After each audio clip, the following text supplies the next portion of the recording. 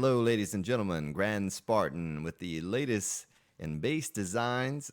This is a brand new addition to the family. I have never created a base like this before, and part of the inspiration to building this base was I had so often created a starter base and then moved locations over to the Wasteland City later to build an in-game bunker. Well, it's day 21 now. I usually always have that in-game bunker done by day 21, plus a smaller bunker to handle day 7 and 14. This time I came straight to the Wasteland City and began just pooling my resources. And if you watch all my videos, you see that I did a hole in the ground base on one of my videos, and it's how I start sometimes. I just dig a hole in the ground. Well, this time I did a hole in the ground, and let's see if I can get in here. I put down some barbed wire, and that barbed wire, I was just kind of testing it out to see what it would do. Makes it difficult for me to get in here and really show you. I tell you what, I'll take a couple of these spikes down, and we'll walk in this way to show you the ramp. So this is what it looks like, and I had some of this done, a little ramp going down the pillars to start out with to kind of funnel the zombies into me, and it worked great for day 7 and 14, and what I've done now for day 21 is I've expanded it. The great thing about this is it's the same hole in the ground base that I started with. I did not move locations, I just grew the base, made it larger, made it more fitting for a 7-day horde for day 21 and beyond. And so I'm using the standard pillar system here on this side. You can see the funnel part up there that I showed you just a moment ago.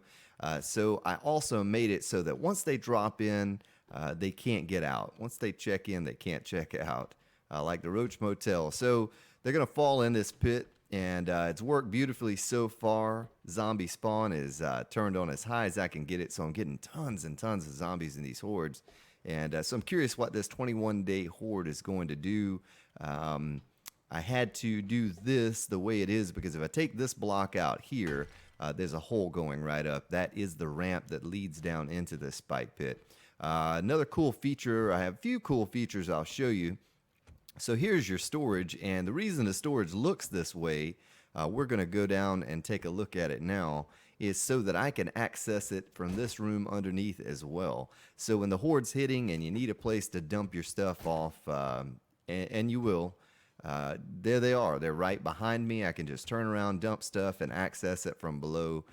Now the spike repair system, I always do the spike repair system underneath the spikes. I'm going to show you that now. Also, you see this, the way the wood is set up, I have it like that on both sides. And the reason I did that is so there's no shimming or shifting along the wall trying to get down the ladder, because this build is going to require me to move quickly to get down to repair these spikes when the bodies start piling up. So I did those angle pieces for that. So this is the room that I just showed you here underneath, where you can access all of that. It has my cement mixer and workbench. And this is my forge area with all my storage here. You see that I recessed the storage in the wall, and as well as the forges, I cover them. A long time ago, I had a cave-in, a partial cave-in, and I lost some chests with all my stuff in it because the blocks fell down onto the chests that were exposed and destroyed everything in it. So this way, even if something falls in, which it won't, but if it were, I just make it good practice to put everything underneath a lip in the wall like that. So here's all my storages for my forges and everything. Quick access to get up here, back and forth. And once again, here's the underneath spike repair system. Keep everything topped off during the horde attack. And you just shoot up right here and boom, I'm right back. I made it so that I could go all the way around on all sides, make it very accessible for looting. As far as repairing, I can reach all the way across to the other side, but some of these bodies get a little, I don't want to say glitched is not the word, but they just get a little out of sorts, so it's hard to reach from just one side, even though it's only 2 wide. So I wanted to make sure there were no issues with that. That I could reach all the bodies. But this is it. And what I'm going to do now is I'm going to do another video. I'm going to end this video, and I'm going to do a 21-day horde. with the zombie spawn turned all the way up, and see what happens. I'm feeling pretty confident. I feel pretty sure it's going to hold up and do just fine. But we'll see. We'll see what happens, and then I'll have that video uploaded here right after this one. All right, thanks for watching. I hope it gave you some creative ideas, maybe something that you could do yourself, starting with that small hole in the ground. I want to throw this in there too. The hole in the ground was only 3 wide. I only had 3 pillars, and it went across here. So I only had 6 spikes in the ground. This piece up here angled all the way down to the spikes in the original build. And so this is, this has all been changed over the course of the 21 days since that first 7-day horde. I've added all this. I've upgraded this to steel just recently in the past day or so to make sure the ferals and the cops don't break through. But like I said, I hope you enjoyed, and check out my next video, the speed run through the 21-day horde.